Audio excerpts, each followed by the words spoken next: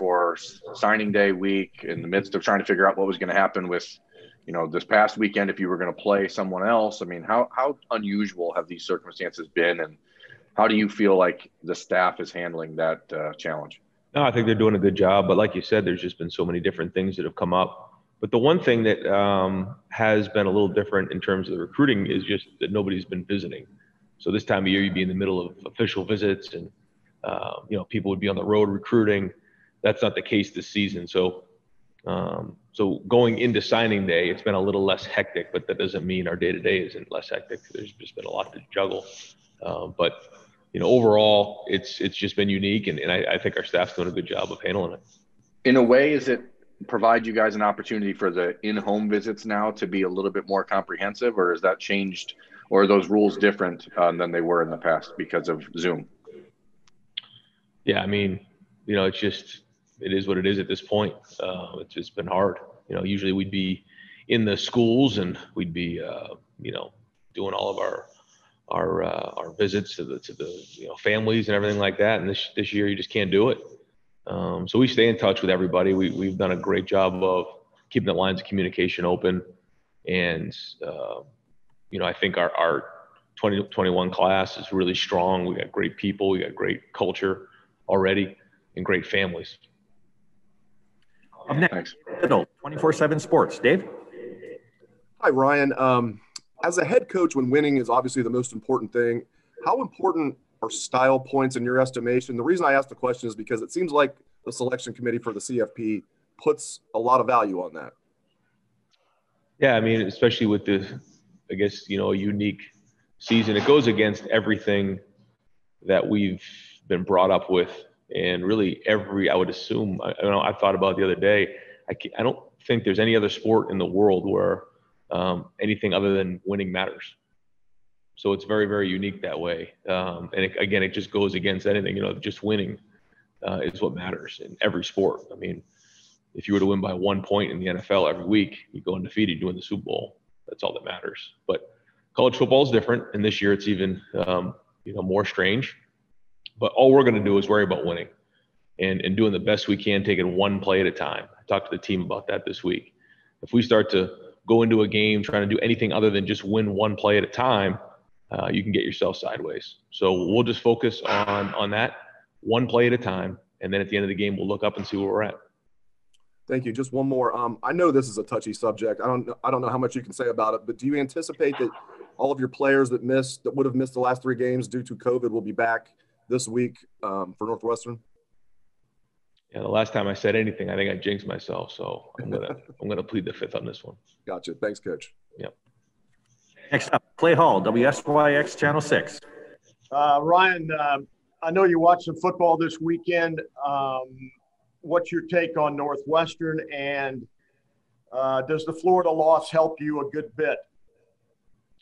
Well, Northwestern's a very, very good team. Fitz has done a great job with his team this season. He's done a great job in a tough spot, getting this team playing well. I mean, I know Peyton Ramsey really gave him a shot in the arm on offense, but they got some really talented guys on defense with Newsome and Fisher and Gallagher. These guys have played a lot of football and have a lot of talent, and they don't give you anything. You have to earn it all, and you have to go all the way down the field. You got to play well. Third down, you got to play well in the red zone. That's just how it works. And they're going to create turnovers, and they do a good job on offense as well. So it's a challenge. And then, in terms of the national landscape, what matters to us is just winning. And everyone can talk and have their opinions, but at the end of the day, what matters is how well we play on Saturday, and then we go from there. Thank you. Yep. Next up, Benowitz with the Columbus Dispatch. Hi, Ryan. Could you just kind of compare how you feel about your team going into this year's championship game compared to last year? I mean, first of all, you knew Wisconsin, you played them. And secondly, you had 12 games under your belt. How different is the feeling this year, only having 6 games? Yeah, it's different for sure. Like you said, we only had half a season. So, but I feel strong about our team. I think we've been through a lot. Even though we haven't played as many games, we've been through more as a team and learned more about our team during this whole fall. And there's nothing more rewarding as a coach than to see your team overcome adversity and get stronger and get harder and get tougher as the season's gone on. I think we've done that. So that's really positive going into the game, and we'll just keep growing. In terms of the questions you still have about your guys, what would be maybe the top couple that are still a concern for you? I mean, no real concerns. I just think that we need to, the second half of our roster got an opportunity to play a little bit on Saturday, and we'd like to see those guys get more reps. But now we're in a championship season, and when they have their opportunity to get in there, they're going to have to play well. But when you get into moments like this, when you're playing for championships, your veteran and good players have to play well. It's really, really important. Anytime that you win a championship, your good players and your great players play that way, and that's what's critically important going into this game. Thanks, Ryan. Next up, Stephen Means with Cleveland.com. Stephen? You can't talk about specific guys yet, but the idea of when you guys are at the beginning of a recruiting class, when you're starting things off, I know you want a talented guy, but when you're trying to lock in that first guy, is there an idea of his personality? What type of guy are you looking for to start a class off with? Yeah, you want to have somebody who's not only has the respect of the other recruits because of their ability, but more importantly, how they handle themselves. And then, and it's not just the recruit, it's their families. And in a perfect world, you sign somebody on one side of the ball, and then you sign somebody on the other side of the ball who's really kind of their Pied Piper. I mean, he's the one that is going to give great feedback on who these guys are. They're in contact with these guys way more than we are. So they're giving us information about what they're doing on social media, what they're saying in the text rooms, all those things. And that's really important, because for us to fit with who we are, the culture fit, that's what matters. And we did a good job in this class of identifying that early on and then building from there. But that's kind of the blueprint for us. And in a year like this, where you can only do but so much, have you seen those guys kind of shine and step up to the plate, maybe more than you've seen in other recruiting classes? Yeah, because they've had to. The leadership has already been great. And that's unique because we haven't even been together. But yeah, to your point, I think that this group has a chance to be special. Next up, Austin Ward with Letterman Row. Austin? Ryan, you mentioned this a minute ago with everybody having opinions. I know how little attention you pay to that stuff outside the program, but when other coaches are speaking out and really kind of taking shots at your resume to try and get in the playoff, how frustrating is that to bite your tongue, or as a competitor to not respond to that sort of stuff? Yeah, I mean, listen, everybody has, their team's back, and they want to fight for their team, and that's great. I'm not going to get caught up in the emotion of it all. All our focus is going towards playing in this game. And if we play well, we move on. And that's we know that in our heart. And that's just what matters. This team is very, very talented. This team has great potential. And this team can play with anybody in the country, and that's the facts. And, to be undefeated and to win the Big Ten championship, I mean, that speaks for itself.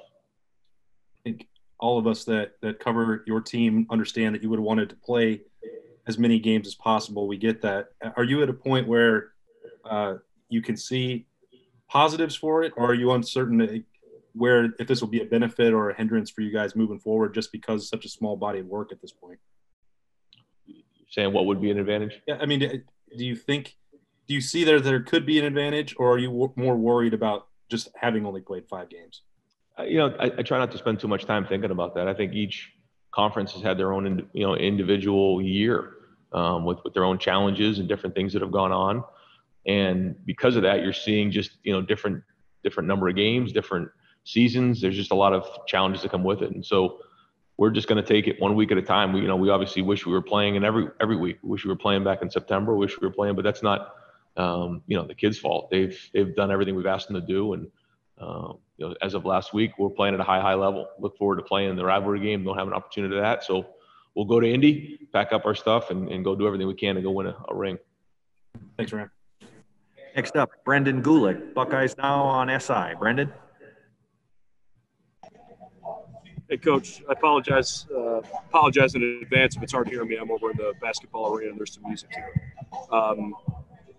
Wanted to ask you a little bit about the the way your guys have tried to get into a rhythm despite only playing 5 games. Is it a case-by-case thing where it's maybe just everybody's a little bit individualized, they need reps, they need to see certain things, or are you finding that, maybe on the macro level, that as a team, when you do certain things in practice, that you can overcome, the fact that you haven't had as many game reps as you want? A little bit of both. There's nothing like getting game reps, but at the same time, we're trying to simulate practice or games in practice the best we can. And that way, we can get those guys game ready, even though they're not playing in games. And one of the things I tell the guys all the time is, you're going against really good players on the other side of the ball. We talk to them about that in recruiting. We say iron sharpens iron.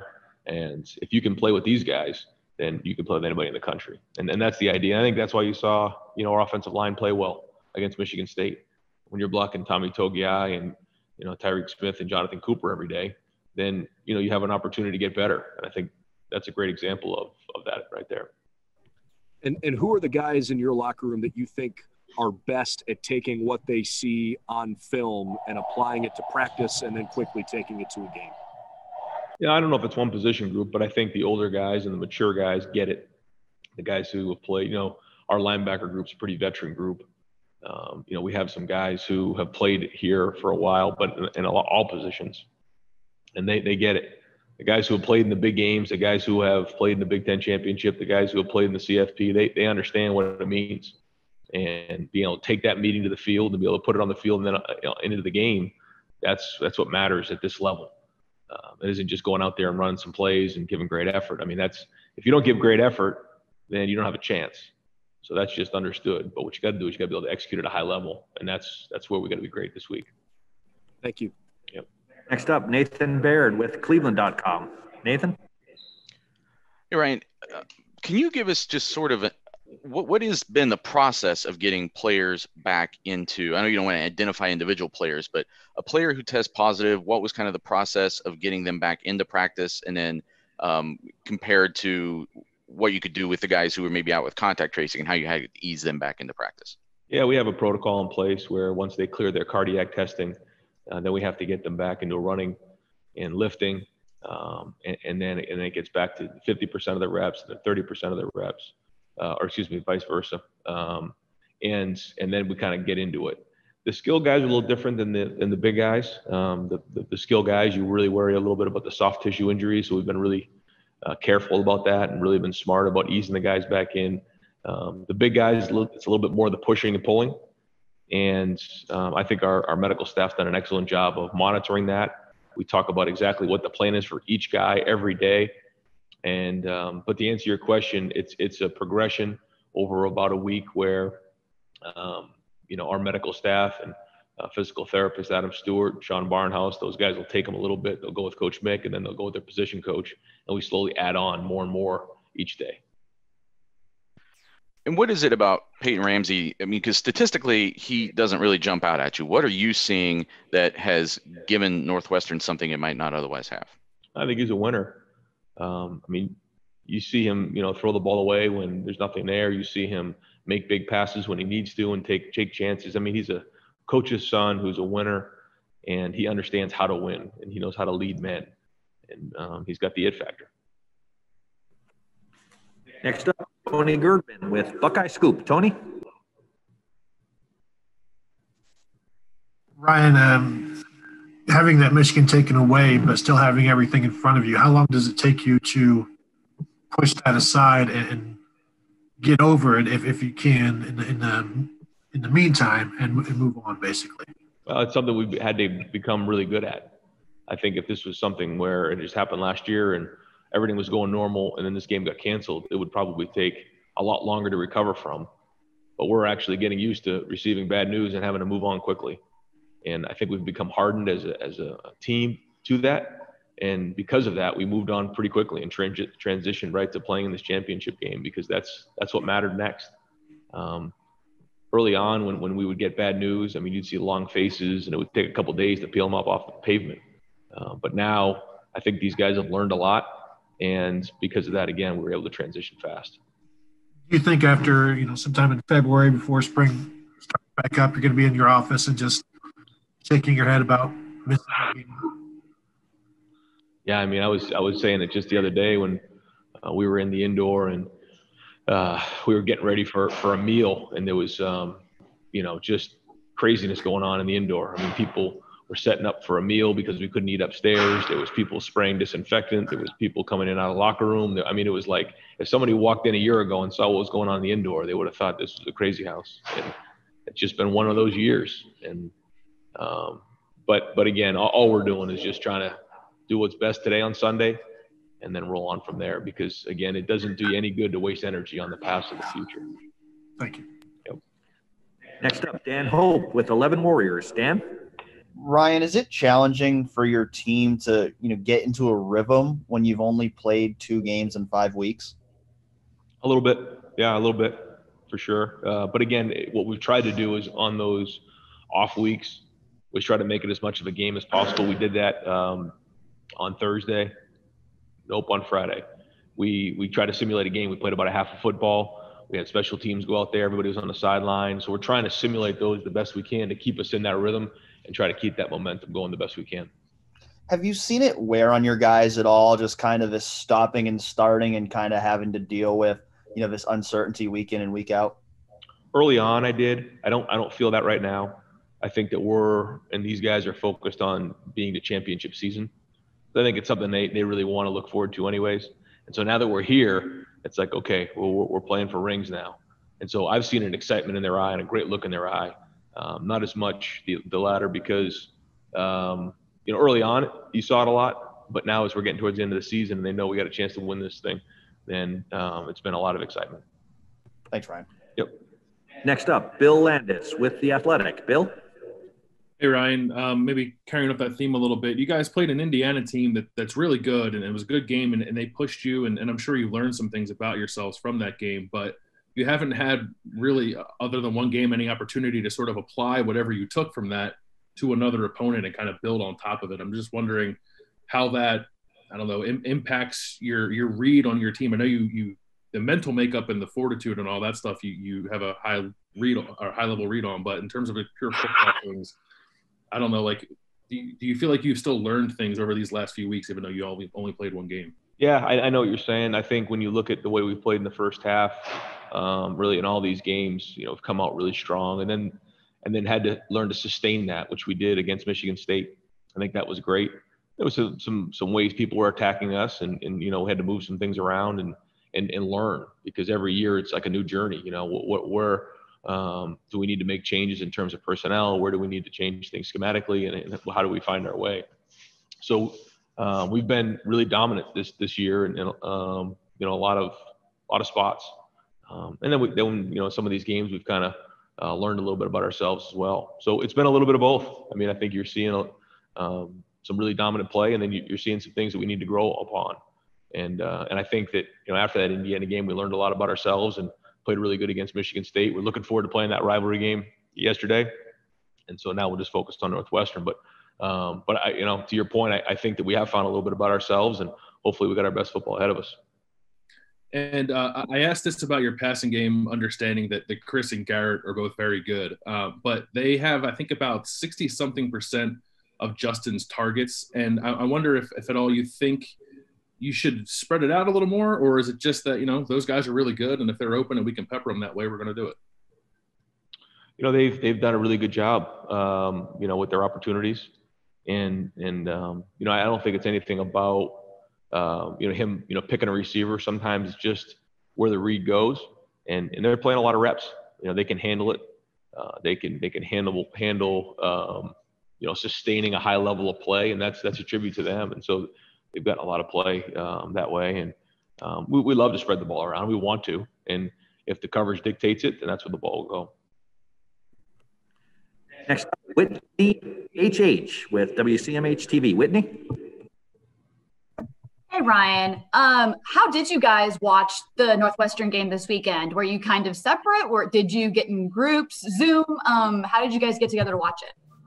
We had a practice in the morning, and then at that point, we're not really doing team meals together right now. We had a meal set, but we decided not to do it all together. The plan was to watch the game a little bit together, but we decided not to do any team meals, just again to keep everybody away from each other. And certainly the virus is at the forefront of all of our concerns, so we didn't do that. But we had it on in the facility when we got done with our practice. It was all over the facility playing. It was right around noon when we got done, and then everybody went home to watch it.